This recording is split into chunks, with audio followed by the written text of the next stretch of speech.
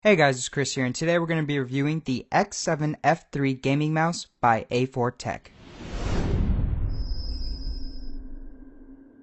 When you purchase the mouse, you are given a software that allows you to program its features, such as its buttons, and these are the type of operating system it supports.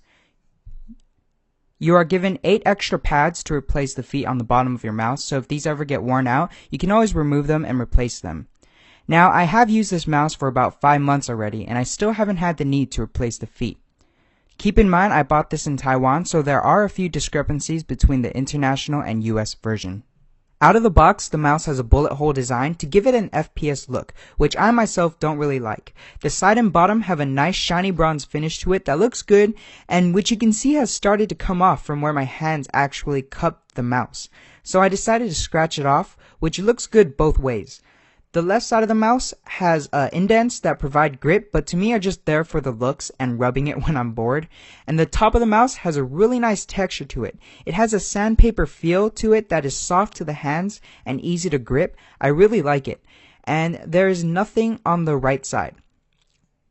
The connection to the mouse is pretty sturdy, and the cord is braided, so the wire is very unlikely to break and can last you a pretty long time. The USB itself is not gold-plated on the outside, which is one of the differences between the international and US versions of this mouse, but the inside is gold-plated, which is what really matters in terms of good connection, so you still get the same quality. The mouse has 7 programmable buttons, all of which have a good response to them. You have the left and right, which I found sometimes the left wouldn't work, but a second click would do just fine. A profile changer that lights a different color for each of the 5 profiles, a scroll wheel with a button, and a button near the scroll wheel, and 2 side buttons for your thumb. Looking at the laser, we have A4Tech's V-Track technology that I found to be quite precise, and along with the pads, which are decent but not as good as other mouses like the Razer Death Adder, the mouse is pretty good in terms of speed and precision. The mouse has a deep cut in the left and a protrusion on the right, and an even curve that fits the hand very well. One thing I did find was that the mouse is a bit small. I have small hands, and my pinky and index finger are still hanging off of the side of the mouse, and it gets a bit annoying after long sessions where your 2 fingers are rubbing against the mouse pad. The mouse is a lightweight, which is good or bad depending on how heavy you like your mouse, but for me I wish it were a bit heavier and bigger so that I have more control over it with small movements.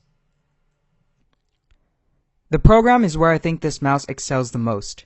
The customizations are endless. A small example would be how, with just a click of a button, in this case my scroll button, I programmed my mouse to be able to pause and play music for my iTunes without having it to pop open or not.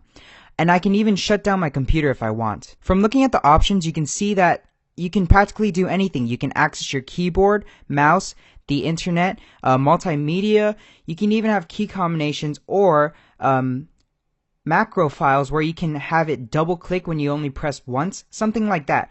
Now on a more consumer level like me, I don't really need 5 profiles, which is all the profiles here. And if I want to change to each profile, I just have to press the clear button on the mouse and it'll automatically pop up asking me or letting me know which profile I'm on. But if I only want 2 profiles, I don't want to be able to cycle through 5 just to get to the second one.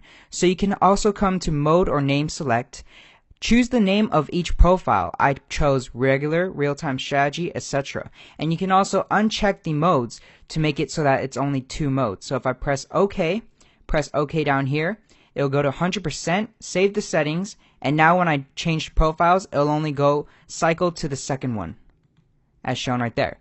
So it's pretty good for media and just everyday usage. And you also have files here that you can have new profiles or just save the profile, such like that, and also import and export. So if you plan on going to another computer, you can just bring the file with you, download the program on that computer, and import your files, and you have your whole mouse there. You have your mouse and the program with the same features you had on your previous computer.